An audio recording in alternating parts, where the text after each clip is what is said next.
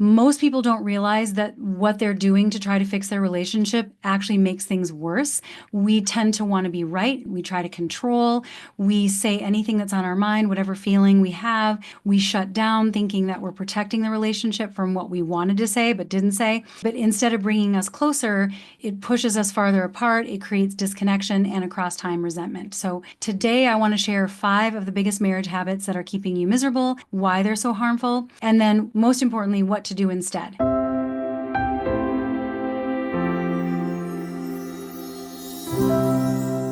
So the first one is the need to be right.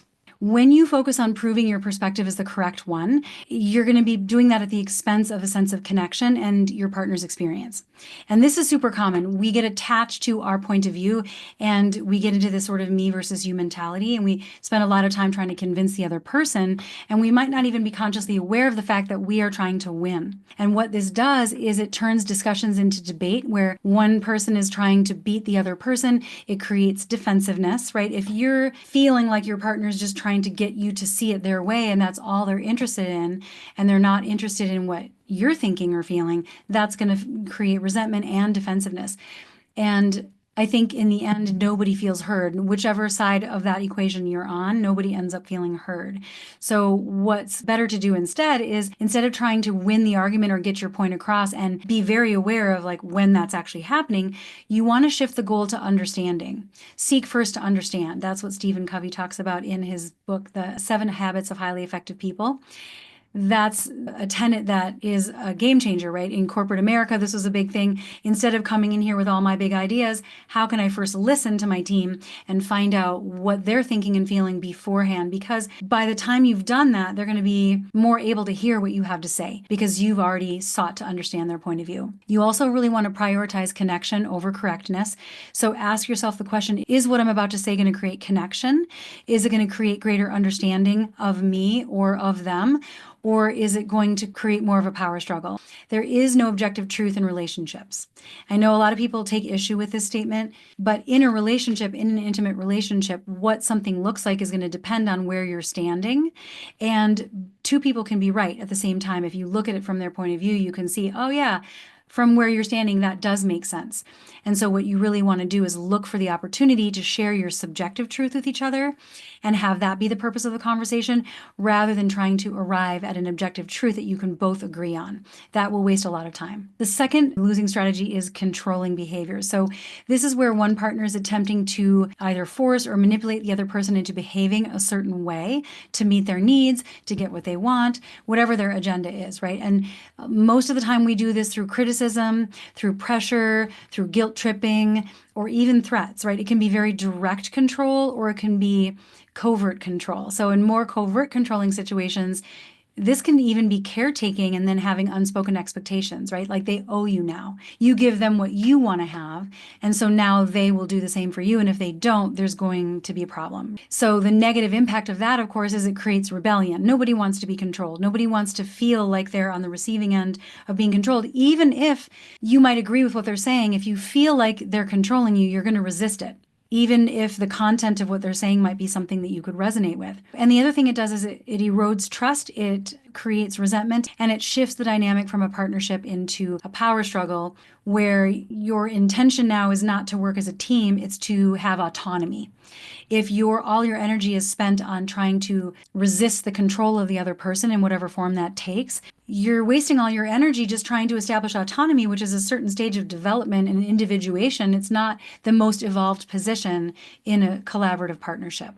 So what you can do instead is you really want to think of influence as that's your secret tool, right? How can I influence my partner? Well, how we influence is we are open to their influence. It's related to what I said earlier. If you really understand them first and you allow them to change the way you're looking at it, or at least just be open to the validity of their point of view, even if you don't agree, then you're going to have more influence over them in return.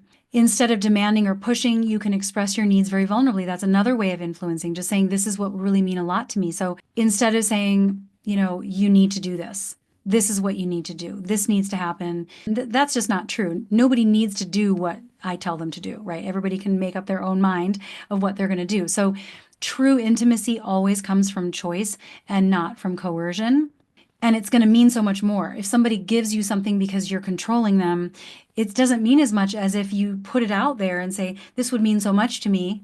Would you be willing to? So instead of trying to facilitate their actions and try to orchestrate things in such a way that they're going to end up doing what you want without actually being clear about what your needs are, it's more vulnerable, obviously, to just put it out there and say, would you be willing to do this?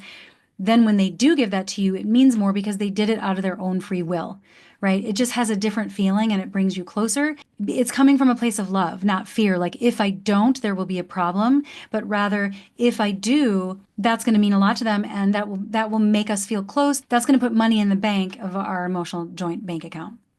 Now, the third losing strategy is unbridled self-expression. So this means that you say everything that you think, you say everything that you feel without any filtering, and you're not aware of how that's going to land. Or maybe you are and you just don't care, right? It's venting, it's going on rants. It's when you come in with your laundry list and you're like this and this and this and this, and you take one thing and you globalize it into every other aspect in your relationship. And it's usually very dysregulated. It's usually an escalated way of communicating. There's a high level of intensity behind it. And you might justify it in your own mind, like saying, I'm just being honest, right? And if you don't like it, then you just can't handle the truth. But if we are just dumping on someone in the name of honesty, that is emotional abuse. And it might not be your intention, but just to be aware, what are they supposed to do with that? It's not constructive. You also might justify it because you feel like they had it coming. If they've offended you enough times, we can move into righteous rage, right? Like, that's it. Well, now I have every right to go off on them. And while that might be tempting, if you feel transgressed at a certain level, even if you're right, they did something really wrong, you don't want to be the one that's stooping to that level or matching that kind of behavior with like-minded intensity. Like attracts like, so it's very tempting, but your best bet is to rise above that and to have a stronger, more boundaried way of communicating. So how can you communicate honestly without it being venting or unbridled? You want to shift from emotional reactivity to very thoughtful communication. What is it that I'm feeling? What is the meaning I'm giving it? And what do I need to feel better? If you can just limit it to those things, that can help you be very constructive in your communication. And also, you have to remember that if you're really charged up and you're really upset, not everything needs to be communicated in real time. Anytime we have this urgency of like, I have to get this off my chest right now, that's a pretty good sign that it's not going to go very well. It's probably not going to be very productive. So try to write it down, talk to a friend, wait until you're calmer, and get very strategic about what you want to say. And don't pick a time where you know it's not going to go well, or when they're busy and they're not going to hear you, because again, you're shooting yourself in the foot, and that's why it's a losing strategy. You could also try saying, I'm really upset right now and I need some time to sort this through before we talk. That sort of plants the seed in their mind that we do have to have a conversation about it, but just not right now because it's not going to go well if we do. The fourth losing strategy is retaliation. So this happens when we try to hurt our partner because we feel hurt.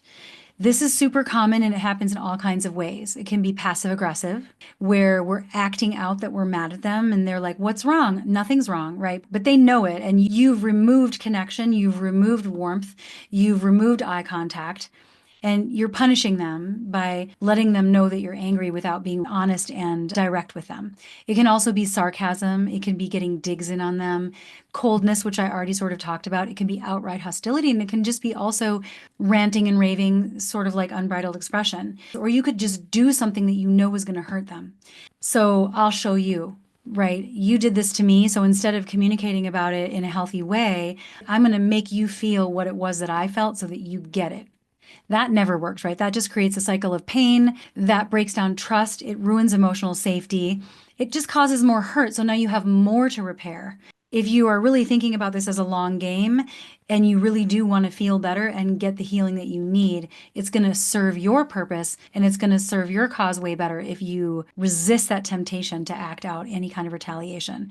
So what you should do instead is pause and regulate, just like with the venting thing, but ask yourself, what do I really need right now? How can I convey, what am I really feeling? And what is it that I need to tell them? How can I make them understand the impact of what they did or what they said on my emotional state? Describe you. Talk about what's going on your side of the street rather than finger pointing. Ask yourself, how can you communicate what's going on for you or what feelings are coming up for you without escalating things? If you can respond and not react, you're just going to be in a much calmer place, and it will land much better, because it's not the words that we use, it's the energy that we bring to the communication. And then finally, the fifth losing strategy is withdrawal. And so this is like stonewalling. This is the shutdown. This is where you're checking out, you're emotionally disappearing when things get hard. This could be the silent treatment. That's also retaliation, but it could also just be that you just don't know what to say. You're feeling really flooded. It's not that you want to hurt them, so it's not coming from a retaliatory place, but it's just that you don't know what to do. And so you just shut down because you're afraid that what you're going to say, or what you would say if you were going to say it now, you don't have the skills, right? So then you shut down as a way of, you think it's the lesser of two evils. But what it really does is it leaves the other person feeling really abandoned. It leaves them feeling alone and unheard. They don't know when they're going to be able to reconnect with you. That can be very triggering, especially if you have a spouse that has an anxious attachment style. It also creates a chase-pursue dynamic where one person's trying to, engage the other, and then the other person retreats. And the more the person pushes, the more you retreat. And then over time, this, of course, leads to loneliness on the part of your spouse. That will work against you. I've talked to a lot of people who are on the brink in marriage who say, I used to stonewall my spouse and I regret it so much now. Now I want to fix it. But the hurt that they've had all these years, they don't know if they can come back from that. So if this is something that you can relate to, it's really important to take that seriously. Even if you've made up, commit to never doing that again. Find a way, like, well, if this is just a skills thing, how do I communicate instead of stonewalling? It could be just as simple as, I'm really upset right now and I want to say something to you. I don't want to disappear. I will come back in 2 hours and we'll try it then. Now, let's say 2 hours later comes and you're still upset. You can come back in 2 hours later and say, I'm still not ready, but at least you followed through. That's what's called responsible distance taking, as opposed to just total emotional bailing and abandonment, where they're left with uncertainty and they don't know what's going to happen. So your partner knows that you're still invested. You're able to maintain trust. They trust you, but you still get the space that you need. You never have to communicate before you feel ready. I think a lot of times people feel when their mechanism is shutting down and they're doing it out of fear or trauma, they feel really guilty because they don't know what else to do. And so I always want to reassure them and say, it's okay to take that space. It's okay to give your nervous system a break. Just make sure you communicate at least that to them. Even if that's ahead of time, you agree, like, I'll give you a timeout signal. And what that means is all the things I can't tell you when I'm activated. That means I'm trying to protect our relationship. I'm going to come back later, and maybe you have a preset time frame. I recommend at least 2 hours because people think they feel better after 20 minutes, but their heart rate is still too high. So it's okay to take that space. In closing, I think all of these losing strategies, they really come from a fundamental mindset, which is like focusing more on power and trying to avoid vulnerability than it is focused on partnership. So when we stop trying to win, when we stop trying to defend against vulnerability, when we stop trying to control or retaliate or dump onto them, we are able to make room for what truly builds emotional intimacy and the ability to think as a team. So the next time you feel yourself reaching for one of these, just ask yourself, am I trying to be right, or am I trying to understand? Am I forcing or am I inviting? Am I reacting or am I responding? Am I pulling away or am I staying engaged, even as I communicate my need for space? Because in the end, I think true love is not about winning. And these losing strategies are geared towards maintaining power imbalance. That's it for today. If you like my content, please take a second and either like this video or subscribe to my channel, or both. That will help us reach the people that really need to hear this stuff.